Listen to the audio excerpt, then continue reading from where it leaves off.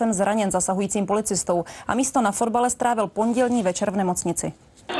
Policisté při dozoru nad fanoušky zajistili několik slávistů. Mezi nimi byl i Jakub Šňour. Ten byl přes spolupráci v leže napaden a utrpěl tržné zranění na hlavě.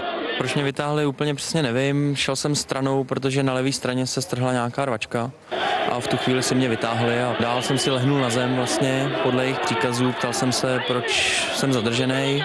Nic mi odpovězeno nebylo, řeklo mi, si lehnu, ruce za záda. Podle toho záběru až vím, přiběh jiný policista, který mě byl a teprve mi nasadil želístka. Vše viděl zblízka fotograf Martin Divíšek. Pak jednomu začala týct krev jako dost z hlavy, takovou tržnou ránu, měl takovou kapala hodně krve. Tak jsem tomu policajtovi, co to tam natáčel na videu, řekl, že mu teče krev, on se na to asi podíval. Něco tam řešil, pak začal natáčet znova, ale s tím klukem nic nedělali, furt tam ležel na zemi, koukal vystrašeně, tekla mu krev. Poté jsem byl ve Střešovické nemocnici na ošetření a na hlavě 6 stehů. Celou událost prošetřovali pracovníci odboru vnitřní kontroly pražské policie, kteří na základě vyhodnocení veškerých skutečností jim dostupných dospěli k závěru, že je na místě podezření z trestného činu zneužívání pravomoci úřední osobou ve vztahu s nepřiměřeným použitím donucovacích prostředků. Z toho důvodu bude celá věc v pondělí předána inspekci policie ministra vnitra. Praha dnes